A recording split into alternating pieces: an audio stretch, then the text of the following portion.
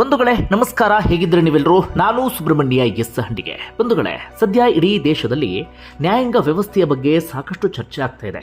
ಇದೇ ಸಂದರ್ಭದಲ್ಲಿ ಒಂದು ಸಂಗತಿಯನ್ನ ನಿಮ್ಮ ಗಮನಕ್ಕೆ ತರ್ತೇನೆ. ಬಂಧುಗಳೇ, ಒಂದು ಪ್ರಕರಣದಲ್ಲಿ ಬರೋಬ್ಬರಿ 16 ಜಡ್ಜ್ಗಳು ಬ್ಯಾಕ್ಔಟ್ ಆಗ್ತಾರೆ, ಅಂದ್ರೆ ಹಿಂದೆ ಸರಿತಾರೆ, ನಾವು ವಿಚಾರಣೆಯನ್ನ ಮಾಡೋದಿಲ್ಲ ಅಂತ ಹೇಳಿ. ಅದರಲ್ಲಿ 2 ಸುಪ್ರೀಂ ಕೋರ್ಟ್ನ ಜಡ್ಜ್ಗಳು ಕೂಡ ಸೇರಿದ್ರು. ಒಂದು ರೀತಿಯಲ್ಲಿ ನಮ್ಮ ನ್ಯಾಯಾಂಗ ಇತಿಹಾಸದಲ್ಲೇ ಅದು ಪ್ರಪ್ರಥಮ ಅಂದ್ರೂ ಕೂಡ ತಪ್ಪಾಗ್ಲಿಕ್ಕಿಲ್ಲ. ಯಾಕೆ ಹಿಂದೆ ಸರಿದ್ರು ಅನ್ನೋದಕ್ಕೆ ಇವತ್ತಿಗೂ ಕೂಡ ಕಾರಣ ಗೊತ್ತಿಲ್ಲ. ಆದರೆ ಒಂದಷ್ಟು ವಿಶ್ಲೇಷಣೆಯ ಪ್ರಕಾರವಾಗಿ ಆ ಪ್ರಕರಣದಲ್ಲಿ ಪ್ರಭಾವಿಗಳಿದ್ರು, ರಾಜಕಾರಣಿಗಳಿದ್ರು, ತುಂಬಾನೇ ಇನ್ಫ್ಲುಯೆನ್ಸ್ ಇದ್ದಂಥವರಿದ್ರು. ಹೀಗಾಗಿ ಅದನ್ನು ಹ್ಯಾಂಡಲ್ ಮಾಡೋದು ಬಹಳ ಕಷ್ಟ ಎನ್ನುವಂಥ ಕಾರಣಕ್ಕಾಗಿ ಸ್ವತಃ ಜಡ್ಜ್ಗಳೇ ಹಿಂದೆ ಸರಿದು ಬಿಟ್ರು. ಆಗ ಉದ್ಭವ ಆದಂಥ ಪ್ರಶ್ನೆ ಅಂದರೆ, ಓರ್ವ ವ್ಯಕ್ತಿಗೆ ಎಲ್ಲೂ ಕೂಡ ನ್ಯಾಯ ಸಿಕ್ಕಿಲ್ಲ ಅಂತಾದಾಗ, ಅಥವಾ ಈ ವ್ಯವಸ್ಥೆಯ ವಿರುದ್ಧ ನಾನು ಗುದ್ದಾಡೋದಕ್ಕೆ ಸಾಧ್ಯ ಆಗ್ತಿಲ್ಲ ಅಂತಾದಾಗ ಆತ ಕೊನೆಯದಾಗಿ ಕೋರ್ಟ್ ಮೊರೆ ಹೋಗ್ತಾನೆ. ಕೋರ್ಟ್ ಕೂಡ ಅಲ್ಲಿ ನನಗೇನೂ ಮಾಡೋಕ್ಕಾಗಲ್ಲ ಅಂತೇಳಿ ಹಿಂದೆ ಸರಿದು ಬಿಟ್ರೆ ನಾವು ಯಾರ ಹತ್ರ ನ್ಯಾಯ ಕೇಳಬೇಕು ಎನ್ನುವ ರೀತಿಯಲ್ಲಿ. ಬಂಧುಗಳೇ, ಈ ರೀತಿಯಾಗಿ ಜಡ್ಜ್ಗಳು ಹಿಂದೆ ಸರಿದಿದ್ದು ಯಾವ ಪ್ರಕರಣದಲ್ಲಿ ಅಂದರೆ, ಓರ್ವ ದಕ್ಷ ಮತ್ತು ಪ್ರಾಮಾಣಿಕ ಅಧಿಕಾರಿಯ ಪ್ರಕರಣದಲ್ಲಿ. ನಾವಿಡೀ ದೇಶದಲ್ಲಿ ಬಹಳ ದಕ್ಷ, ಬಹಳ ಪ್ರಾಮಾಣಿಕ ಅಧಿಕಾರಿ ಅಂತ ನಾವು ಹೇಳೋಕೆ ಶುರು ಮಾಡಿಕೊಂಡ್ರೆ ತಕ್ಷಣಕ್ಕೆ ನೆನಪಿಗೆ ಬರುವಂಥ ಹೆಸರು ಅಂದರೆ ಅದು ಸಂಜೀವ್ ಚತುರ್ವೇದಿ ಎನ್ನುವಂಥ ಅಧಿಕಾರಿ. ಆ ಅಧಿಕಾರಿ ಪಾರ್ಟಿ ಆಗಿದ್ದಂಥ ಬೇರೆ ಬೇರೆ ಪ್ರಕರಣಗಳಲ್ಲಿ ಈ ರೀತಿಯಾಗಿ 16 ಜಡ್ಜ್ಗಳು ಹಿಂದೆ ಸರಿದು ಬಿಟ್ರು. ಈಗ ನಾನು ಆ ಅಧಿಕಾರಿಯ ಬಗ್ಗೆ ಹೇಳ್ತಾ ಹೋಗ್ತೀನಿ. ಆ ಅಧಿಕಾರಿ ಫೇಸ್ ಮಾಡಿದಂಥ ಆ ಪ್ರಕರಣಗಳು ಯಾವ್ದ್ಯಾವುದು, ಯಾವ ರೀತಿಯಾಗಿ ಕೋರ್ಟ್ಗೆ ಬಂತು, ಅದಾದ ಬಳಿಕ ಏನಾಯಿತು, ಅದೆಲ್ಲವನ್ನು ಕೂಡ ನಿಮ್ಮ ಗಮನಕ್ಕೆ ತರುವಂಥ ಕೆಲಸವನ್ನು ಮಾಡ್ತೀನಿ. ಬಂಧುಗಳೇ, ಈ ಅಧಿಕಾರಿಯ ಬಗ್ಗೆ ನಾವೆಲ್ಲರೂ ಕೂಡ ತಿಳ್ಕೊಳ್ಳೇಬೇಕಾಗತ್ತೆ. ನಾನು ಯಾವುದೇ ವಿಡಿಯೋವನ್ನು ಶೇರ್ ಮಾಡಿ ಕೊನೆಯವರೆಗೆ ನೋಡಿ ಅಂತ ಹೇಳೋದಿಲ್ಲ. ಸಾಧ್ಯ ಆದರೆ ಈ ವಿಡಿಯೋವನ್ನು ಕೊನೆಯವರೆಗೆ ನೋಡಿ, ಒಂದಷ್ಟು ಮಂದಿಯ ಜೊತೆಗೆ ಈ ವಿಡಿಯೋವನ್ನು ಹಂಚಿಕೊಳ್ಳಿ. ಕಾರಣ, ಈ ವ್ಯಕ್ತಿತ್ವದಿಂದ, ಈ ವ್ಯಕ್ತಿಯಿಂದ ನಾವೆಲ್ಲರೂ ಕೂಡ ಇನ್ಸ್ಪೈರ್ ಆಗ್ತೀವಿ. ಈ ನಮ್ಮ ವ್ಯವಸ್ಥೆಯಲ್ಲಿ, ಈ ದರಿದ್ರ ವ್ಯವಸ್ಥೆಯಲ್ಲಿ ಇಂತಹ ಪ್ರಾಮಾಣಿಕ ದಕ್ಷ ಅಧಿಕಾರಿ ಇದ್ದಾರೆ ಅನ್ನೋದೇ ನಮ್ಮೆಲ್ಲರಿಗೂ ಕೂಡ ಹೆಮ್ಮೆಯ ಸಂಗತಿ. ನಾನು ಶಾರ್ಟ್ ಆಗಿ ಅವ್ರ ಬಗ್ಗೆ ಒಂದಷ್ಟು ವಿವರವನ್ನು ನಿಮ್ಮ ಮುಂದೆ ಇಡ್ತಾ ಹೋಗ್ತೀನಿ. ಹೆಚ್ಚಿನ ಮಾಹಿತಿ ಬೇಕು ಅಂತ ಆದರೆ ನೀವು ಗೂಗಲ್ನಲ್ಲಿ ಸಂಜೀವ್ ಚತುರ್ವೇದಿ ಅಂತ ಸರ್ಚ್ ಮಾಡಿದ್ರೆ ಅವ್ರ ಬಗ್ಗೆ ಬೇಕಾದಷ್ಟು ಮಾಹಿತಿ ಬರುತ್ತೆ. ಪ್ರತಿ ಪ್ರಕರಣಗಳನ್ನು ಕೂಡ ಆಳಕ್ಕಿಳಿದು ನೀವು ತಿಳಿದುಕೊಳ್ಳುವಂಥ ಅವಕಾಶ ಇದೆ. ದಯವಿಟ್ಟು ಸಾಧ್ಯ ಆದರೆ ಅವ್ರ ಬಗ್ಗೆ ಹೆಚ್ಚಿನ ವಿಚಾರಗಳನ್ನು ತಿಳ್ಕೊಳ್ಳಿ. ನಾನು ಒಂದಷ್ಟು ವಿಚಾರವನ್ನು ನಿಮ್ಮ ಗಮನಕ್ಕೆ ತರುವಂಥ ಕೆಲಸವನ್ನು ಮಾಡ್ತಾ ಹೋಗ್ತೀನಿ. ಬಂಧುಗಳೇ, ಈ ವ್ಯಕ್ತಿ ಕೆಲವು ವರ್ಷಗಳ ಅಂತರದಲ್ಲಿ 12ಕ್ಕೂ ಹೆಚ್ಚು ಬಾರಿ ಟ್ರಾನ್ಸ್ಫರ್ ಆಗ್ತಾರೆ. ಸಾಕಷ್ಟು ಬಾರಿ ಅವರ ಹುದ್ದೆಯಿಂದಲೇ ಅವ್ರನ್ನ ತೆಗೆದುಹಾಕಲಾಗುತ್ತೆ. ಸಂಪೂರ್ಣವಾಗಿ ಅವರನ್ನ ಬೇರೆ ಕಡೆಗೆ ಇಡುವಂಥ ಪ್ರಯತ್ನವೂ ಕೂಡ ಮಾಡಲಾಗಿರುತ್ತೆ. ಇವರ ವಿಚಾರದಲ್ಲಿ 6 ಬಾರಿ ರಾಷ್ಟ್ರಪತಿಗಳು ಎಂಟ್ರಿಯಾಗಿ ಅಧಿಕಾರಿಯ ನೆರವಿಗೆ ಬರುವಂಥ ಪರಿಸ್ಥಿತಿಯು ಕೂಡ ಈ ದೇಶದಲ್ಲಿ, ಈ ವ್ಯವಸ್ಥೆಯಲ್ಲಿ ಸೃಷ್ಟಿಯಾಗಿಬಿಟ್ಟಿತ್ತು. ಅಂತಿಮವಾಗಿ ಬಹುತೇಕ ಪ್ರಕರಣಗಳು ಕೋರ್ಟ್ಗೆ ಹೋಗಿ ಇಂದಿಗೂ ಕೂಡ ಪೆಂಡಿಂಗ್ ಇದ್ದಾವೆ. ಅಲ್ಲಿ ನ್ಯಾಯಾಧೀಶರು ಯಾರು ಕೂಡ ವಿಚಾರಣೆಯನ್ನು ಕೂಡ ಕೈಗೆತ್ತಿಕೊಳ್ತಾ ಇಲ್ಲ. ಹೀಗಾಗಿ ಇವತ್ತಿಗೂ ಕೂಡ ಆ ಅಧಿಕಾರಿ ವ್ಯವಸ್ಥೆಯ ವಿರುದ್ಧ ಗುದ್ದಾಡ್ತಾ ಇದ್ದಾರೆ, ವ್ಯವಸ್ಥೆಯ ಜೊತೆಗೆ ಒಂದು ಸಂಘರ್ಷವನ್ನು ಮಾಡ್ತಾನೆ ಇದ್ದಾರೆ. ಈಗ ಆ ಅಧಿಕಾರಿಯ ವಿಚಾರಕ್ಕೆ ಬರೋಣ.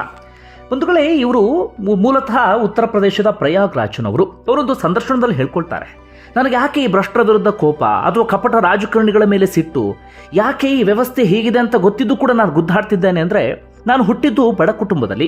ಈ ಬಡತನದ ತೀವ್ರತೆ ಏನು ಅನ್ನೋದು ನನಗೆ ಬಹಳ ಚೆನ್ನಾಗಿ ಗೊತ್ತಿದೆ. ಹೀಗಾಗಿ ಬಡವರಿಗೆ ಸೇರಬೇಕಾಗಿದ್ದನ್ನು ಇನ್ಯಾರೋ ಕಿತ್ಕೊಂಡಾಗ, ಅವರಿಂದ ಕಿತ್ಕೊಂಡು ಇನ್ಯಾರೋ ಅದನ್ನು ಬಾಯಿಗೆ ಹಾಕ್ಕೊಂಡಾಗ ನನಗೆ ವಿಪರೀತ ಸಿಟ್ಟು ಬರುತ್ತೆ. ನಾನು ಅದನ್ನು ಪ್ರಶ್ನೆ ಮಾಡೋದಕ್ಕೆ ಶುರು ಮಾಡ್ಕೊಳ್ತೀನಿ ಅಂತ. ಆ ರೀತಿಯಾಗಿ ಒಂದು ಬಡತನದ ಕುಟುಂಬದಲ್ಲಿ ಹುಟ್ಟಿದಂಥವರು ಸಂಜೀವ್ ಚತುರ್ವೇದಿ. ಅಂತಿಮವಾಗಿ BTech ಅನ್ನು ಪೂರ್ಣಗೊಳಿಸ್ತಾರೆ. ಅವರಿಗಿದ್ದಂಥ ಟ್ಯಾಲೆಂಟ್ಗೆ, ಅವರಿಗಿದ್ದಂಥ ಆ ಪದವಿಗೆ ಒಳ್ಳೆ ಜಾಬ್ಗೆ ಹೋಗ್ಬೋದಿತ್ತು, ಕೈ ತುಂಬ ಸಂಬಳವನ್ನು ಪಡ್ಕೊಂಡು ಆರಾಮಾಗಿರ್ಬೋದಿತ್ತು. ಆದರೆ ಸಂಜೀವ್ ಚತುರ್ವೇದಿ ಯೋಚನೆ ಮಾಡ್ತಾರೆ, ಇಲ್ಲ, ಈ ವ್ಯವಸ್ಥೆಯನ್ನು ನಾನು ಬದಲಾಯಿಸಬೇಕು, ಯಾವುದಾದ್ರೂ ಒಂದು ಪೋಸ್ಟ್ ನನಗೆ ಬೇಕು ಅಂತೇಳಿ ಅಂತಿಮವಾಗಿ ಸಿವಿಲ್ ಸರ್ವಿಸ್ ಮಾಡುವಂಥ ಯೋಚನೆ ಮಾಡ್ತಾರೆ. ಕೊನೆಯದಾಗಿ ಇಂಡಿಯನ್ ಫಾರೆಸ್ಟ್ ಸರ್ವಿಸಸ್ IFS ಅಧಿಕಾರಿಯಾಗಿ ಹೊರಹೊಮ್ತಾರೆ 2002ರಲ್ಲಿ ಹರಿಯಾಣ ಕೇಡರ್ನ ಅಧಿಕಾರಿಯಾಗಿ. ಅಲ್ಲಿಂದ ಶುರುವಾಗುತ್ತೆ ನೋಡಿ ವ್ಯವಸ್ಥೆಯ ವಿರುದ್ಧ ಗುದ್ದಾಟ, ವ್ಯವಸ್ಥೆಯ ವಿರುದ್ಧದ ಜಟಾಪಟಿ. ಒಂದು ಹಗರಣದ ಬಗ್ಗೆ ನೀವೆಲ್ಲರೂ ಕೂಡ ಕೇಳಿರಬಹುದು, ಹರಿಯಾಣ ಫಾರೆಸ್ಟ್ರಿ ಕೇಸ್ ಅಂತ ಹೇಳಿ. ಅದರಲ್ಲಿ ಆಗ CM ಆಗಿದ್ದಂಥ ಭೂಪಿಂದರ್ ಸಿಂಗ್ ಹೂಡಾ ಹೆಸರು ಕೇಳಿಬಂದಿತ್ತು. ಫಾರೆಸ್ಟ್ ಮಿನಿಸ್ಟರ್ ಆಗಿದ್ದಂಥ ಕಿರಣ್ ಚೌಧರಿ ಹೆಸರು ಕೂಡ ಕೇಳಿಬಂದಿತ್ತು. ಸಾವಿರಾರು ಕೋಟಿಯ ಹಗರಣ ಅದು. ಮರಗಳ ಕಳ್ಳ ಸಾಗಾಣಿಕೆ, ಅರಣ್ಯ ಸಂಪತ್ತನ್ನು ಕದಿಯೋದು, ಪೋಸ್ಟಿಂಗ್ ವಿಚಾರದಲ್ಲಿ ಭ್ರಷ್ಟಾಚಾರ, ಹೀಗೆ ಏನೇನು ಭ್ರಷ್ಟಾಚಾರವನ್ನು ಎಸಗೋದಕ್ಕೆ ಸಾಧ್ಯವೋ, ಎಷ್ಟು ಹಣವನ್ನು ನುಂಗಿ ನೀರು ಕುಡಿಯೋದಕ್ಕೆ ಸಾಧ್ಯವೋ ಎಲ್ಲವೂ ಕೂಡ ಆಗ್ತಾ ಇತ್ತು. ಕೆಳಗಿನ ಒಂದು ಪೋಸ್ಟಿಂದ ಹಿಡಿದು, ಸಿಬ್ಬಂದಿ ಹಂತದ ಪೋಸ್ಟಿಂದ ಹಿಡಿದು CM ವರೆಗೂ ಕೂಡ ಅದರಲ್ಲಿ ಭಾಗಿಯಾಗಿಬಿಟ್ಟಿದ್ರು. ಇಂಟರ್ ಕನೆಕ್ಟ್, ಒಬ್ರಿಗೊಬ್ರಿಗೆ ಒಬ್ರಿಗೊಬ್ರಿಗೆ ಸಾಥ್ ಕೊಟ್ಕೊಂಡು ಯಾರ ವಿರುದ್ಧ ಯಾರೂ ಕೂಡ ಮಾತನಾಡದಂತೆ ಇಡೀ ವ್ಯವಸ್ಥೆಯೇ ಸೇರಿಕೊಂಡು ಅಲ್ಲಿ ದೋಚುವಂಥ ಕೆಲಸವನ್ನು ಮಾಡ್ತಾ ಇತ್ತು. ಯಾವಾಗ ಸಂಜೀವ್ ಚತುರ್ವೇದಿ ಅಲ್ಲಿಗೆ ಬಂದರೂ ಎಲ್ಲವೂ ಕೂಡ ಬದಲಾಗೋದಕ್ಕೆ ಶುರುವಾಯಿತು. ಹೀಗಾಗಿ ಕೆಳ ಹಂತದ ಸಿಬ್ಬಂದಿಯಿಂದ ಹಿಡಿದು ಮುಖ್ಯಮಂತ್ರಿಯವರೆಗೂ ಕೂಡ ಇದನ್ನು ಸಹಿಸಿಕೊಳ್ಳೋದಕ್ಕೆ ಸಾಧ್ಯ ಆಗಲಿಲ್ಲ. ಎಲ್ಲರೂ ಕೂಡ ಸಂಜೀವ್ ಚತುರ್ವೇದಿಯ ವಿರುದ್ಧ ತಿರುಗಿ ಬೀಳೋದಕ್ಕೆ ಶುರುವಾಗಿಬಿಡ್ತಾರೆ. ಎಲ್ಲರೂ ಕೂಡ ಇವರ ವಿರುದ್ಧವೇ ಹೋರಾಟವನ್ನು ಆರಂಭಿಸಿ ಬಿಡ್ತಾರೆ. ಆದರೆ ಸಂಜೀವ್ ಚತುರ್ವೇದಿ ಎದೆಗುಂದಲಿಲ್ಲ. ಅವ್ರನ್ನ ಹೆದರಿಸುವಂಥ ಪ್ರಯತ್ನ, ಬ್ಲ್ಯಾಕ್ ಮೇಲ್ ಮಾಡುವಂಥ ಪ್ರಯತ್ನ, ಜೀವಕ್ಕೆ ಅಪಾಯ ತರುವಂಥ ಪ್ರಯತ್ನ ಎಲ್ಲವನ್ನೂ ಕೂಡ ಮಾಡಲಾಯಿತು. ಆದರೆ ಸಂಜೀವ್ ಚತುರ್ವೇದಿ ಅದರಿಂದ ಬ್ಯಾಕ್ಔಟ್ ಆಗಲಿಲ್ಲ. ಅದರ ಬದಲಾಗಿ ಆ ಹಗರಣಗಳನ್ನು ಮುನ್ನೆಲೆಗೆ ತಂದರು, ಜನರ ಗಮನಕ್ಕೆ ತರುವಂಥ ಕೆಲಸವನ್ನು ಮಾಡಿದರು. ಯಾವಾಗ ಸಂಜೀವ್ ಚತುರ್ವೇದಿ ಹೀಗೆ ಮಾಡೋದಕ್ಕೆ ಶುರು ಮಾಡಿಕೊಂಡ್ರೋ 2007ರ ಸಂದರ್ಭದಲ್ಲಿ ಆಗಿನ CM ಅವರನ್ನ ಸಸ್ಪೆಂಡ್ ಮಾಡಿಬಿಡ್ತಾರೆ. ಆಗ ರಾಷ್ಟ್ರಪತಿಗಳು ಮೊದಲ ಬಾರಿಗೆ ಇವರು ವಿಚಾರದಲ್ಲಿ ಎಂಟ್ರಿ ಕೊಡ್ತಾರೆ. ಆ ಸಸ್ಪೆನ್ಷನ್ ಅನ್ನ ರಿವೋಕ್ ಮಾಡಿ ಬಿಡ್ತಾರೆ. ನೋಡಿ ಎಂಥ ದರಿದ್ರ ವ್ಯವಸ್ಥೆ ಅಂದ್ರೆ, ರಾಷ್ಟ್ರಪತಿಗಳು ಎಂಟ್ರಿ ಕೊಡುವಂತ ಪರಿಸ್ಥಿತಿ ಎದುರಾಗಿ ಬಿಡ್ತು. ಈ ರೀತಿಯಾಗಿ ಆರಾಮಾಗಿ ಸಸ್ಪೆಂಡ್ ಅಂತದೆಲ್ಲವನ್ನು ಕೂಡ ಮಾಡಿಬಿಡ್ತಾರೆ. ಅದಾಯ್ತಾ? ಅದಾದ ಬಳಿಕ ಸುಮ್ಮನೆ ಇರ್ತಾರ ಮುಖ್ಯಮಂತ್ರಿ? ಇಲ್ಲ, ಇವ್ರನ್ನ ಡಿಸ್ಮಿಸ್ ಮಾಡೋದಕ್ಕೆ ಪ್ರಯತ್ನವನ್ನ ಪಟ್ಟರು. ಡಿಸ್ಮಿಸ್ ಮಾಡೋದಕ್ಕೆ ಏನೇನು ಮಾಡಬೇಕು ಆ ಎಲ್ಲ ಪ್ಲಾನ್ ಎಲ್ಲವನ್ನೂ ಕೂಡ ನೀಟಾಗಿ ರೂಪಿಸಿದ್ರು. ಇದು ಒಂದು ಕಡೆಯಿಂದ ಆಯಿತು. ಅದಾದ ಬಳಿಕ ಇವರ ಪ್ರಮೋಷನ್ಗೆ ಯಾವುದೇ ಕಾರಣಕ್ಕೂ ಅವಕಾಶವನ್ನು ಮಾಡಿಕೊಡಬಾರದು ಎನ್ನುವ ರೀತಿಯಲ್ಲಿ ಇವರ ಪ್ರಮೋಷನ್ ಅನ್ನು ಸಂಪೂರ್ಣವಾಗಿ ಬ್ಲಾಕ್ ಮಾಡಿ ಬಿಡ್ತಾರೆ. ಅಂತಿಮವಾಗಿ ಅದಕ್ಕೆ ಸಂಬಂಧಪಟ್ಟ ಹಾಗೆ ನಡೀತಾನೆ ಇರುತ್ತೆ, ಕಾನೂನು ಪ್ರಕ್ರಿಯೆಗೆ ಒಳಪಡ್ತಾನೆ ಇರುತ್ತೆ. ಇವರ ಡಿಸ್ಮಿಸ್ನ ಆ ಪ್ರಯತ್ನ, ಪ್ರಮೋಷನನ್ನು ಬ್ಲಾಕ್ ಮಾಡಿದ ಪ್ರಯತ್ನ, ಇವ್ರನ್ನ ಡಿಸ್ಮಿಸ್ ಮಾಡೋ ಪ್ರಯತ್ನ ಪಟ್ಟಾಗ ಅಥವಾ ಪ್ರಮೋಷನ್ನ ಬ್ಲಾಕ್ ಮಾಡಿದಾಗ ಇವರು ಸುಮ್ಮನೆ ಕೂತ್ಕೊಳ್ತಿರ್ಲಿಲ್ಲ. ಅದರ ವಿರುದ್ಧವಾಗಿ ಕಾನೂನು ಹೋರಾಟವನ್ನು ಆರಂಭಿಸ್ತಾ ಇದ್ರು. ಕಾನೂನು ಹೋರಾಟವನ್ನು ಇನ್ನೊಂದು ಎತ್ತರಕ್ಕೆ ತೆಗೆದುಕೊಂಡು ಹೋಗ್ತಾ ಇದ್ರು. ಅಂತಿಮವಾಗಿ 2013ರಲ್ಲಿ ಮತ್ತೊಮ್ಮೆ ಇವರ ವಿಚಾರದಲ್ಲಿ ರಾಷ್ಟ್ರಪತಿಗಳು ಎಂಟ್ರಿ ಕೊಡ್ತಾರೆ. ಆ ಡಿಸ್ಮಿಸ್ಗೆ ಏನು ಪ್ರಯತ್ನವನ್ನು ಪಟ್ಟಿದ್ರು ಅದನ್ನು ಬದಲಾಯಿಸಿಬಿಡ್ತಾರೆ. ಇವರ ಪ್ರಮೋಷನ್ಗೆ ಏನು ಬ್ಲಾಕ್ ಮಾಡಿದ್ರು ಅದನ್ನು ಕೂಡ ತೆರವುಗೊಳಿಸುವಂಥ ಕೆಲಸವನ್ನು ಸ್ವತಃ ರಾಷ್ಟ್ರಪತಿಗಳು ಮಾಡ್ತಾರೆ. ಅಷ್ಟಕ್ಕೆ ಸುಮ್ಮನಾಗತ್ತ ವ್ಯವಸ್ಥೆ? ಇಲ್ಲ. ಕೊನೆಯದಾಗಿ ಇದ್ದಂಥ ಇನ್ನೊಂದು ಆಯ್ಕೆ ಏನಪ್ಪ ಅಂದರೆ, ಇವರ ವಿರುದ್ಧ ಒಂದಷ್ಟು ಫಾಲ್ಸ್ ಕೇಸನ್ನು ಹಾಕೋದಿಕ್ಕೆ ಶುರು ಮಾಡ್ಕೊಳ್ತಾರೆ. ಇದರ ನಡುವೆ ಅಂದರೆ 2007ರಲ್ಲಿ ಇವರು ಈ ಹುದ್ದೆಗೆ ಸೇರ್ಪಡೆ ಆಗಿದ್ದು, 2002ರಿಂದ ಹೆಚ್ಚು ಕಡಿಮೆ 2010ರ ಒಳಗಾಗಿ ಇವರನ್ನ ಹೆಚ್ಚು ಕಡಿಮೆ 12 ಬಾರಿ ಟ್ರಾನ್ಸ್ಫರ್ ಮಾಡಲಾಗುತ್ತೆ. ಒಂದೂರಿಂದ ಇನ್ನೊಂದು ಊರಿಗೆ, ಇನ್ನೊಂದು ಊರಿಂದ ಮತ್ತೊಂದು ಊರಿಗೆ. ಅವರೆಲ್ಲರೂ ಕೂಡ ಅಂದ್ಕೊಂಡು ಬಿಟ್ಟಿದ್ರು ಟ್ರಾನ್ಸ್ಫರ್ ಅನ್ನೋದು ಒಂದು ರೀತಿಯಲ್ಲಿ ಶಿಕ್ಷೆ ಇದ್ದ ರೀತಿಯಲ್ಲಿ. ಟ್ರಾನ್ಸ್ಫರ್ ಮಾಡಿದಾಗ ಈ ವ್ಯಕ್ತಿಯನ್ನು ನಾವು ಹೇಗಾದರೂ ಮಾಡಿ ಸುಮ್ಮನಿರಿಸಬಹುದು, ಈ ವ್ಯಕ್ತಿ ಏನು ಮಾಡದ ರೀತಿಯಲ್ಲಿ ಮಾಡಬಹುದು ಅಂತ. ಇಲ್ಲ, ಒಂದು ಊರಿಂದ ಇನ್ನೊಂದು ಊರಿಗೆ ಟ್ರಾನ್ಸ್ಫರ್ ಆದ್ರೆ ಅಲ್ಲೂ ಎಲ್ಲ ಹಗರಣಗಳನ್ನು ಕೆದ್ಕೋದಕ್ಕೆ ಶುರು ಮಾಡ್ತಿದ್ರು. ಅಲ್ಲೂ ಕೂಡ ಹಗರಣಗಳನ್ನು ಮುನ್ನೆಲೆಗೆ ತರುವಂಥ ಕೆಲಸವನ್ನು ಮಾಡ್ತಾ ಇದ್ರು. ಅದೇ ರೀತಿಯಾಗಿ ಇವ್ರು ಎಲ್ಲೆಲ್ಲಿ ಹೋಗ್ತಾರೆ ಅಲ್ಲೆಲ್ಲ ಕಡೆಗಳಲ್ಲೂ ಕೂಡ ಅಧಿಕಾರಿಗಳಿಗೆ, ಸಿಬ್ಬಂದಿಗೆ ಹೆದರಿಕೆ ಶುರುವಾಗೋದು. ಇವರು ಬರಬಾರ್ದು ಅಂತೇಳಿ ಅವ್ರು ಅಪೋಸ್ ಮಾಡ್ತಾ ಇದ್ರು, ಇವರು ಬರದ ರೀತಿಯಲ್ಲಿ ಪ್ರತಿಭಟನೆ ಮಾಡ್ತಾ ಇದ್ರು. ಅಂಥದ್ದೆಲ್ಲವೂ ಕೂಡ ಆಗ್ತಾ ಇತ್ತು. ನಮ್ಮಲ್ಲೂ ಕೂಡ ಓರ್ವ ಅಧಿಕಾರಿಯ ವಿರುದ್ಧ ಇತ್ತೀಚೆಗೊಂದು ಪ್ರತಿಭಟನೆ ನಡೀತು. GBAನಲ್ಲಿ ನೀವು ಗಮನಿಸಿರಬಹುದು. ಹಿಂದೆ BBMP ಅಂತಿದ್ವಿ, ಈಗ GBA. ಅಧಿಕಾರಿಯು ಕೂಡ ತಕ್ಕಮಟ್ಟಿಗೆ ಪ್ರಾಮಾಣಿಕ ಅಂತ ಹೆಸರು ಮಾಡಿದಂಥವ್ರು. ಅಂದರೆ ಇವ್ರ ವಿಚಾರ ಹೇಳುವಾಗ ಆ ಅಧಿಕಾರಿಯ ಹೆಸರು ಕೂಡ ನನಗೆ ನೆನಪಾಯ್ತು ಈ ಸಂದರ್ಭದಲ್ಲಿ. ಒಟ್ಟಾರೆಯಾಗಿ ಇಂಥದ್ದೆಲ್ಲವೂ ಕೂಡ ಆಯ್ತಾ. ಇಷ್ಟೆಲ್ಲ ಆಗುವಂಥ ಸಂದರ್ಭದಲ್ಲಿ 2012ರಲ್ಲಿ ಇವರನ್ನ ಅಲ್ಲೆಲ್ಲವಿಂದಲೂ ಕೂಡ ತೆಗೆದು ಏಮ್ಸ್ ಇದೆಯಲ್ಲ ಅಲ್ಲಿಗೆ CVO ಆಗಿ ಇವರನ್ನ ನೇಮಕ ಮಾಡಲಾಗುತ್ತೆ. ಪ್ರತಿಷ್ಠಿತ ಸಂಸ್ಥೆ ಏಮ್ಸ್, ನಿಮ್ಮೆಲ್ಲರಿಗೂ ಕೂಡ ಬಹಳ ಚೆನ್ನಾಗಿ ಗೊತ್ತಿದೆ. ಅಲ್ಲಿಗೆ ಇವರನ್ನ ಟ್ರಾನ್ಸ್ಫರ್ ಮಾಡಲಾಗುತ್ತೆ. ತುಂಬ ಜನ ಅಂದ್ಕೊಂಡ್ರು ಇನ್ನಾದರೂ ಅವ್ರು ಸುಮ್ಮನೆ ಇರಬಹುದು ಅಂತ ಹೇಳಿ. ಆದರೆ ನಿಜವಾದಂಥ ಹೋರಾಟ, ನಿಜವಾದಂಥ ಸಂಘರ್ಷ ಇವ್ರ ವಿಚಾರದಲ್ಲಿ ಶುರುವಾಗಿದ್ದೆ ಏಮ್ಸ್ಗೆ ಬಂದ ಬಳಿಕ.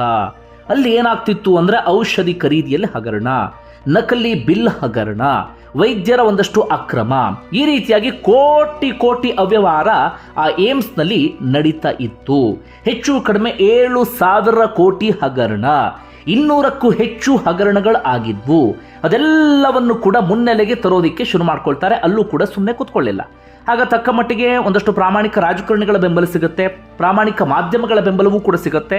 ಈಗಿನಂತಲ್ಲ, ಆಗ ಮಾಧ್ಯಮಗಳು ಕೂಡ ಇಂಥ ವಿಚಾರದಲ್ಲಿ ಬೆಂಬಲಕ್ಕೆ ನಿಲ್ತಾ ಇದ್ವು. ಇಂಥದ್ದೆಲ್ಲವೂ ಕೂಡ ಆಗುತ್ತೆ. ಸಾರ್ವಜನಿಕರು ಕೂಡ ಆ ವಿಚಾರಕ್ಕೆ ಸಂಬಂಧಪಟ್ಟ ಹಾಗೆ ಚರ್ಚೆ ಮಾಡೋದಕ್ಕೆ ಶುರು ಮಾಡ್ತಾರೆ. ಯಾವಾಗ ಈ ವಿಚಾರ ಎಲ್ಲವೂ ಕೂಡ ಮುನ್ನೆಲೆಗೆ ಬರುತ್ತೋ ಅಂತಿಮವಾಗಿ ಸರ್ಕಾರ ಹೆಚ್ಚು ಕಡಿಮೆ ಅವರು ಮೇಲಕ್ಕೆತ್ತಿದಂಥ 200 ಕೇಸ್ಗಳ ಒಂದು 20 ಕೇಸ್ಗಳನ್ನು CBI ತನಿಖೆಗೆ ವಹಿಸುತ್ತೆ. CBI ತನಿಖೆಯೂ ಕೂಡ ಆರಂಭ ಆಗಿ ಬಿಡುತ್ತೆ. ಹಾಗೆ ಏನಾಗ್ಬಿಡುತ್ತೆ, ಸರ್ಕಾರ ಬದಲಾಗ್ಬಿಡುತ್ತೆ. ಆಗ ಪ್ರಧಾನಿ ನರೇಂದ್ರ ಮೋದಿ ಸರ್ಕಾರ ಆಗ ಅಧಿಕಾರಕ್ಕೆ ಬರುತ್ತೆ. ಅಧಿಕಾರಕ್ಕೆ ಬರ್ತಾ ಇದ್ದ ಹಾಗೆ ನಿಮ್ಮೆಲ್ಲರಿಗೂ ಕೂಡ ಗೊತ್ತು, ನರೇಂದ್ರ ಮೋದಿಯವರು ಭ್ರಷ್ಟಾಚಾರದ ವಿರುದ್ಧವಾಗಿ ಹೋರಾಟವನ್ನು ಮಾಡ್ಕೊಂಡು ಬಂದಂಥವ್ರು, ಅಥವಾ ಭ್ರಷ್ಟಾಚಾರದ ವಿಚಾರವನ್ನು ಮುನ್ನೆಲೆಗೆ ತಂದೆ ಅಧಿಕಾರಕ್ಕೆ ಬಂದಂಥವ್ರು. ಹೀಗಾಗಿ ಒಂದಷ್ಟು ನಿರೀಕ್ಷೆ ಇತ್ತು ಏಮ್ಸ್ನಲ್ಲಿ ಏನಾದರೂ ಬದಲಾವಣೆಗೆ ಅವರು ಸಾಥನ್ನು ಕೊಡಬಹುದು ಎನ್ನುವ ರೀತಿಯಲ್ಲಿ. ಆದರೆ ನಿರೀಕ್ಷೆ ಎಲ್ಲವೂ ಕೂಡ ಹುಸಿಯಾಗಿ ಬಿಡ್ತು. ಕಾರಣ, ಆ ಏಮ್ಸ್ನಲ್ಲಿ ಈ ಹಗರಣದ ರೂವಾರಿ ಯಾರಿದ್ರೋ ಅವರು JP ನಡ್ಡಾಗೆ ಬಹಳ ಆತ್ಮೀಯರಾಗ್ಬಿಟ್ಟಿದ್ರು. ಹೀಗಾಗಿ JP ನಡ್ಡಾ ಏನು ಮಾಡಿಬಿಡ್ತಾರೆ, ಇವತ್ತಿಗೂ ಕೂಡ ನಿಮ್ಗೆ ಗೂಗಲ್ನಲ್ಲಿ ಆ ಮಾಹಿತಿ ಸಿಗುತ್ತೆ. ನಿಮ್ಗೆ ಒಂದಷ್ಟು ಜನಕ್ಕೆ ನಾನು ಹೇಳ್ತಿರೋದ್ರ ಬಗ್ಗೆ ಅನುಮಾನ ಅಥವಾ ಇನ್ನೊಂದೇನೋ ಇದ್ದರೆ ನಿಮಗೆ JP ನಡ್ಡಾ ವರ್ಸಸ್ ಸಂಜೀವ್ ಚತುರ್ವೇದಿ ಅಂತ ಹೇಳಿ ಗೂಗಲಲ್ಲಿ ಸರ್ಚ್ ಮಾಡಿ ನೀವು ಬೇಕಾದಷ್ಟು ಮಾಹಿತಿಗಳಲ್ಲೂ ಕೂಡ ಸಿಗುತ್ತೆ. JP ನಡ್ಡಾ ಏನು ಮಾಡಿಬಿಡ್ತಾರೆ, ಆಗಿನ ಆರೋಗ್ಯ ಸಚಿವರಿಗೆ ಇವರನ್ನ ಆ ಹುದ್ದೆಯಿಂದ ತೆರವುಗೊಳಿಸಬೇಕು, ಸಂಜೀವ್ ಚತುರ್ವೇದಿನ ಹುದ್ದೆಯಿಂದ ತೆರವುಗೊಳಿಸಬೇಕು ಅಂತೇಳಿ ಸಾಲು ಸಾಲು ಪತ್ರಗಳನ್ನು ಬರೆಯೋದಕ್ಕೆ ಶುರು ಮಾಡ್ಕೊಳ್ತಾರೆ. ಆಗ ಆ ವಿಚಾರ ಮಾಧ್ಯಮಗಳಲ್ಲಿ ವಿಪರೀತವಾಗಿ ಚರ್ಚೆಗೆ ಒಳಪಟ್ಟಿತ್ತು. JP ನಡ್ಡಾ ಹೀಗೆ ಯಾಕೆ ಮಾಡ್ತಿದ್ದಾರೆ, JP ನಡ್ಡಾ ಈ ರೀತಿಯಾಗಿ ಮಾಡ್ತಿರೋದು ಎಷ್ಟರ ಮಟ್ಟಿಗೆ ಸರಿ, ಓರ್ವ ಪ್ರಾಮಾಣಿಕ ಅಧಿಕಾರಿಯನ್ನೇ ಕೆಲಸದಿಂದ ಕಿತ್ತಾಕೋದಕ್ಕೆ ಪ್ರಯತ್ನವನ್ನು ಪಡ್ತಿದ್ದಾರಲ್ಲ ಅಂತೇಳಿ. ಅಷ್ಟು ಮಾತ್ರ ಅಲ್ಲ, 7,000 ಕೋಟಿಯ ಹಗರಣದ ತನಿಖೆ ಇತ್ತಲ್ಲ, ಆ ತನಿಖೆಯೂ ಕೂಡ ಸರಿಯಾದ ರೀತಿಯಲ್ಲಿ ನಡೆಯಬಾರದು ಎನ್ನುವ ರೀತಿಯಲ್ಲಿ JP ನಡ್ಡಾ ಒಂದಷ್ಟು ಪ್ರಯತ್ನವನ್ನು ಪಡ್ತಾರೆ. ಕಾರಣ ಹಗರಣದಲ್ಲಿ ಭಾಗಿಯಾದಂಥವರು ಬಹುತೇಕರೆಲ್ಲರೂ ಕೂಡ JP ನಡ್ಡಾ ಆತ್ಮೀಯರೇ ಆಗಿದ್ರು. ಈ ರೀತಿಯಾಗಿ JP ನಡ್ಡಾ ಈ ವಿಚಾರದಲ್ಲಿ ಬಹಳ ವಿವಾದಕ್ಕೆ ಒಳಗಾಗಿ ಬಿಡ್ತಾರೆ. ಆದರೆ ಪ್ರಧಾನಿ ನರೇಂದ್ರ ಮೋದಿ ಸಚಿವ ಸಂಪುಟವನ್ನು ಪುನರ್ರಚನೆ ಮಾಡುವ ಸಂದರ್ಭದಲ್ಲಿ JP ನಡ್ಡಾರಿಗೆ ಆ ಆರೋಗ್ಯ ಇಲಾಖೆಯನ್ನೇ ಕೊಟ್ಟು ಬಿಡ್ತಾರೆ. ಅಂದ್ರೆ ಅವರನ್ನ ಹೆಲ್ತ್ ಮಿನಿಸ್ಟರ್ ಆಗಿ ನೇಮಕ ಮಾಡಿಬಿಡ್ತಾರೆ. ಆಗ ಆ ವಿಚಾರ ಮತ್ತೆ ಬಹಳ ದೊಡ್ಡ ಮಟ್ಟಿಗೆ ಚರ್ಚೆಗೆ ಒಳಪಟ್ಟಿತ್ತು. ಅಂತಿಮವಾಗಿ ಸಂಜೀವ್ ಚತುರ್ವೇದಿಯನ್ನ ಅವರ ಹುದ್ದೆಯಿಂದ ತೆಗೆದು ಹಾಕಲಾಗುತ್ತೆ, ರಿಮೂವ್ ಮಾಡಲಾಗುತ್ತೆ. ಇಷ್ಟೆಲ್ಲ ಮಾಧ್ಯಮಗಳಲ್ಲಿ ಬೆಳಕಿಗೆ ಬಂದಾಗಲೂ ಸಾರ್ವಜನಿಕವಾಗಿ ಚರ್ಚೆ ಆಗ್ತಿದ್ದ ಸಂದರ್ಭದಲ್ಲೂ ಆಗೊಂದು ವಿಶೇಷವಾದಂಥ ಇನ್ಸಿಡೆಂಟ್ ನಡೆಯುತ್ತೆ. ಏಮ್ಸ್ನಲ್ಲಿ ಪ್ರಾಮಾಣಿಕ ಸಿಬ್ಬಂದಿ ಅಂತ ಯಾರಿದ್ರು ಅವರೆಲ್ಲರೂ ಕೂಡ ಇವ್ರ ಪರವಾಗಿ ನಿಂತ್ಕೊಳ್ತಾರೆ, ಸಂಜೀವ್ ಚತುರ್ವೇದಿ ಪರವಾಗಿ. ಸಂಜೀವ್ ಚತುರ್ವೇದಿ ಈ ಹುದ್ದೆಯಲ್ಲಿ ಮುಂದುವರಿಬೇಕು ಎನ್ನುವ ರೀತಿಯಲ್ಲಿ ಆಗ್ರಹವನ್ನು ಕೂಡ ವ್ಯಕ್ತಪಡಿಸ್ತಾರೆ. ಇಷ್ಟಾಯ್ತಾ? ಇಷ್ಟಾದ್ಮೇಲೆ ಕೇಂದ್ರ ಸರ್ಕಾರ ಸುಮ್ಮನಾಗುತ್ತೆ? ಇಲ್ಲ, ಕೇಂದ್ರ ಸರ್ಕಾರ ಮತ್ತೆ ಸಂಜೀವ್ ಚತುರ್ವೇದಿ ಮೇಲೆ ಹಠ ಸಾಧಿಸೋಕೆ ಶುರು ಮಾಡಿಕೊಂಡು ಬಿಡುತ್ತೆ. ಇವರಿಗೆ ವಾರ್ಷಿಕ ಕಾರ್ಯಕ್ಷಮತೆಯ ಒಂದು ವರದಿಯನ್ನು ಕೊಡಲಾಗುತ್ತೆ ಪ್ರತಿ ಅಧಿಕಾರಿಗೂ ಕೂಡ. ಪ್ರತಿ ಅಧಿಕಾರಿಯ ಪ್ರಮೋಷನ್ ವಿಚಾರದಲ್ಲಿ ಅಥವಾ ಪ್ರತಿ ಅಧಿಕಾರಿಯ ತಮ್ಮ ಸರ್ವಿಸ್ ಇರುತ್ತಲ್ಲ ಅದರಲ್ಲಿ ಅತ್ಯುತ್ತಮ ಗಳಿಗೆಗಳಲ್ಲಿ ಅದು ಕೂಡ ಒಂದು. ಅಂದರೆ ಆ ಕಾರ್ಯಕ್ಷಮತೆ ವರದಿ ಕೊಡ್ತಾರಲ್ಲ, ಅದು ಬೆಸ್ಟ್ ಇತ್ತು ಅಂತ ಆದರೆ ಅವರಿಗೆ ಒಂದು ರೀತಿಯಲ್ಲಿ ಬಹಳ ಖುಷಿಯಾಗುವಂಥ ಸಂಗತಿ, ಅಥವಾ ಮುಂದಿನ ದಿನಗಳಲ್ಲೂ ಕೂಡ ಅವರಿಗೆ ಯೂಸ್ ಆಗುತ್ತೆ.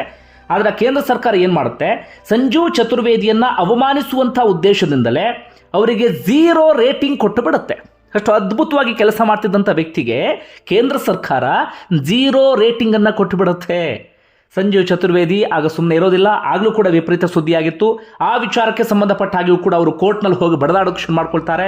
ಆದರೆ ಆ ಎಲ್ಲ ಸಂಗತಿಗೆ ಸಂಬಂಧಪಟ್ಟ ಹಾಗೆ ಇವತ್ತಿಗೂ ಕೂಡ ಸಂಜೀವ್ ಚತುರ್ವೇದಿಗೆ ನ್ಯಾಯ ಸಿಕ್ಕಿಲ್ಲ. ಅಂತಿಮವಾಗಿ ಇಷ್ಟೆಲ್ಲ ಆಯ್ತಾ, ಇಷ್ಟೆಲ್ಲ ಆದಮೇಲೆ ಅವ್ರನ್ನ ಏಮ್ಸಿಂದಲೂ ಕೂಡ ಕಿತ್ತು ಒಗೆಯಲಾಗುತ್ತೆ. ಕೊನೆಯದಾಗಿ ಅವರ ಕೇಡರ್ನೇ ಚೇಂಜ್ ಮಾಡಲಾಗುತ್ತೆ. ಅವರು ಹರಿಯಾಣದಲ್ಲಿದ್ದರು, ಅವ್ರನ್ನ ಉತ್ತರಾಖಂಡ್ನ ಕೇಡರ್ಗೆ ಕಳುಹಿಸಿ ಕೊಡಲಾಗುತ್ತೆ. ಅಲ್ಲೂ ಕೂಡ ಅವರು ಮತ್ತೆ ಅರಣ್ಯಾಧಿಕಾರಿಯಾಗಿ ಬರ್ತಾರೆ. ಅಲ್ಲೂ ಮತ್ತದೇ ಕೆಲಸವನ್ನು ಸಂಜೀವ್ ಚತುರ್ವೇದಿ ಮುಂದುವರಿಸ್ತಾರೆ. ಅಲ್ಲೂ ಭ್ರಷ್ಟಾಚಾರವನ್ನು ಬಯಲಿಗೆಳೆಯೋದು, ಹಗರಣಗಳನ್ನು ಮುನ್ನೆಲೆಗೆ ತರೋದು, ಅದು ತನಿಖೆ ಆಗುವ ರೀತಿಯಲ್ಲಿ ನೋಡ್ಕೊಳ್ಳೋದು, ಇಂಥದ್ದನ್ನೇ ಮಾಡ್ಕೊಂಡು ಹೋಗ್ತಿದ್ದಾರೆ. ಇವತ್ತಿಗೂ ಕೂಡ ಮತ್ತೆ ಮತ್ತೆ ಟ್ರಾನ್ಸ್ಫರ್ ಆಗ್ತಾನೆ ಇದ್ದಾರೆ. 2015ರಲ್ಲಿ ಅತ್ಯಂತ ಪ್ರತಿಷ್ಠಿತ ಏಷ್ಯಾದ ನೊಬೆಲ್ ಅಂತ ಯಾವುದನ್ನು ಕರಿತೀವಿ, ಮ್ಯಾಗ್ನೆಸ್ಸೆ, ಆ ಮ್ಯಾಗ್ನೆಸ್ಸೆ ಅವಾರ್ಡನ್ನು ಕೂಡ ಪಡೆದುಕೊಂಡಂಥವ್ರು ಅಥವಾ ಗೌರವವನ್ನು ಪಡೆದುಕೊಂಡಂಥವರು ಸಂಜೀವ್ ಚತುರ್ವೇದಿ. ಸದ್ಯಕ್ಕೆ ಅವರು ಉತ್ತರಾಖಂಡದ ನೈನಿತಾಲ್ ಜಿಲ್ಲೆಯ ಹಲ್ದ್ವಾನಿಯಲ್ಲಿ ಅರಣ್ಯ ಇಲಾಖೆ ಸಂಶೋಧನಾ ವಿಭಾಗದಲ್ಲಿ ಕೆಲಸವನ್ನ ಮಾಡ್ತಾ ಇದ್ದಾರೆ. ಪ್ರಸ್ತುತ ಉತ್ತರಾಖಂಡದ ಹೈಕೋರ್ಟ್ನ ಮುಖ್ಯ ನ್ಯಾಯಮೂರ್ತಿಗಳು ಇವರ ಪ್ರಕರಣಗಳ ವಿಚಾರಣೆಯ ಜವಾಬ್ದಾರಿಯನ್ನು ತೆಗೆದುಕೊಂಡಿದ್ದಾರೆ. ನಾನು ವಿಚಾರಣೆ ಮಾಡ್ತೀನಿ ಎನ್ನುವ ರೀತಿಯಲ್ಲಿ. ಹೀಗಾಗಿ ಇವರು ನ್ಯಾಯ ಸಿಗಬಹುದು ಎನ್ನುವಂಥ ಒಂದು ನಿರೀಕ್ಷೆಯನ್ನ ಇಡಲಾಗಿದೆ. ಒಟ್ಟಾರೆ ಯಾವ ಪ್ರಕರಣಗಳು ಕೋರ್ಟ್ಗೆ ಹೋಗಿದ್ದು ಅಂದರೆ ಈ ರೀತಿಯಾಗಿ ಬಡದಾಡ್ತಾ ಇದ್ರಲ್ಲ, ವ್ಯವಸ್ಥೆ ವಿರುದ್ಧ ಗುದ್ದಾಡ್ತಾ ಇದ್ರಲ್ಲ, ಎಲ್ಲ ಪ್ರಕರಣಗಳು ಕೂಡ ಆಗಾಗ ಕೋರ್ಟ್ ಮುಂದೆ ಬರ್ತಾ ಇದ್ವು. ಆದರೆ ಕೋರ್ಟ್ನಲ್ಲಿ ಇವರ ಪ್ರಕರಣಗಳು ವಿಚಾರಣೆನೇ ಮಾಡ್ತಾ ಇರಲಿಲ್ಲ. ವಿಚಾರಣೆ ಬಂದಂಥ ಸಂದರ್ಭದಲ್ಲಿ ನ್ಯಾಯಾಧೀಶರು ಹಿಂದೆ ಸರಿತಾ ಇದ್ರು. ಸುಪ್ರೀಂ ಕೋರ್ಟ್ನ ಜಡ್ಜ್ ಆಗಿದ್ದಂಥ UU ಲಲಿತ್ ರಂಜನ್ ಗೊಗೊಯ್ ಅವರು ಕೂಡ ಹಿಂದೆ ಸರಿದ್ಬಿಟ್ಟಿದ್ರು. ವಿತೌಟ್ ರೀಸನ್, ಏನು ರೀಸನ್ನೇ ಹೇಳ್ತಾ ಇರಲಿಲ್ಲ ಯಾಕೆ ಹಿಂದೆ ಸರಿತಿದ್ದೀವಿ ಅಂತ. ಸಾಧಾರಣವಾಗಿ ಸ್ವಹಿತಾಸಕ್ತಿಯ ಸಂಘರ್ಷ ಎದುರಾದಾಗ ಅಥವಾ ಈ ಪಾರ್ಟಿ ಇರ್ತಾರಲ್ಲ, ವಿಚಾರಣೆಗೆ ಬಂದಂಥ ಸಂದರ್ಭದಲ್ಲಿ ಪ್ರಕರಣದ ಪಾರ್ಟಿಗಳು ಇರ್ತಾರಲ್ಲ, ಅವರೇನಾದರೂ ಅವರಿಗೆ ಆತ್ಮೀಯರಾಗಿದ್ದಾಗ, ಸಂಬಂಧಿಕರಾಗಿದ್ದಾಗ ವಿಚಾರಣೆಯಿಂದ ಹಿಂದೆ ಸರಿತಾರೆ. ಇಲ್ಲ, ಅಂಥದ್ದೇನೂ ಕೂಡ ಇರ್ತಾ ಇರಲಿಲ್ಲ. ಅದರಲ್ಲಿ ಬಹುತೇಕ ಪ್ರಕರಣಗಳಲ್ಲಿ ಪ್ರಭಾವಿಗಳಿರ್ತಾ ಇದ್ರು, ರಾಜಕಾರಣಿಗಳಿರ್ತಾ ಇದ್ರು, ದೊಡ್ಡ ದೊಡ್ಡವರು ಇರ್ತಾ ಇದ್ರು, ಅವರ ವಿರುದ್ಧವಾಗಿ ಬಡದಾಡ್ತಾ ಇದ್ದು ಸಂಜೀವ್ ಚತುರ್ವೇದಿ. ಇಂಥ ಪ್ರಕರಣದಲ್ಲಿ ಹಿಂದೆ ಸರಿತಾ ಇದ್ರು. ಹೀಗಾಗಿ ಸಂಜೀವ್ ಚತುರ್ವೇದಿಗೆ ನ್ಯಾಯವೇ ಸಿಗ್ತಾ ಇರಲಿಲ್ಲ. ಆದರೂ ಆ ಮನುಷ್ಯ ಬಿಡ್ತಾ ಇರಲಿಲ್ಲ. ಇನ್ನೊಂದು ವಿಚಾರ ಅಂದರೆ ಕೋರ್ಟ್ನಲ್ಲಿ ಸ್ವತಃ ಇವರೇ ವಾದ ಮಾಡ್ತಾ ಇದ್ರು. ಎಷ್ಟೋ ಸಂದರ್ಭದಲ್ಲಿ ನ್ಯಾಯಾಧೀಶರು ಇವರ ವಾದಕ್ಕೆ ಬೆರಗಾಗ್ತಾ ಇದ್ರಂತೆ. ಒಂದು ಸಂದರ್ಭದಲ್ಲಿ ನ್ಯಾಯಾಧೀಶರೇ ಒಂದು ರೀತಿಯಲ್ಲಿ ಕಕ್ಕಾಬಿಕ್ಕಿ ಆಗಿಬಿಡ್ತಾ ಇದ್ರಂತೆ ಇವರ ವಾದಕ್ಕೆ. ಅಂತಹ ವ್ಯಕ್ತಿತ್ವ ಸಂಜೀವ್ ಚತುರ್ವೇದಿ. ಅವರ ಬಗ್ಗೆ ನಾವೆಲ್ಲರೂ ಕೂಡ ತಿಳ್ಕೊಳ್ಬೇಕು. ಆ ಕಾರಣಕ್ಕಾಗಿ ಈ ಸಂಗತಿಯನ್ನು ನಿಮ್ಮ ಮುಂದೆ ಇಟ್ಟಿದ್ದೇನೆ. ಬಂಧುಗಳೇ, ಸಾಧ್ಯ ಆದರೆ ಒಂದಷ್ಟು ಜನರ ಜೊತೆಗೆ ಈ ವಿಚಾರವನ್ನು ಹಂಚಿಕೊಳ್ಳಿ. ಇಂಥವ್ರ ಬಗ್ಗೆ ನಾವೆಲ್ಲರೂ ಕೂಡ ತಿಳ್ಕೊಳ್ಬೇಕಾಗತ್ತೆ. ಇಂಥವ್ರನ್ನ ನಾವು ಆರಾಧಿಸಬೇಕಾಗತ್ತೆ. ಇಂಥವರ ಗುಣವನ್ನು ನಾವು ಅಳವಡಿಸಿಕೊಳ್ಳೋದಕ್ಕೆ ಪ್ರಯತ್ನವನ್ನು ಪಡಬೇಕಾಗತ್ತೆ. ಬಂಧುಗಳೇ, ಒಟ್ಟಾರೆ ನಿಮ್ಗೆ ಏನಿಸುತ್ತೆ ಅದನ್ನು ಕಮೆಂಟ್ ಬಾಕ್ಸಲ್ಲಿ ಮೆನ್ಷನ್ ಮಾಡಿ. ಧನ್ಯವಾದ ವಿಡಿಯೋ ನೋಡಿದ್ದಕ್ಕಾಗಿ.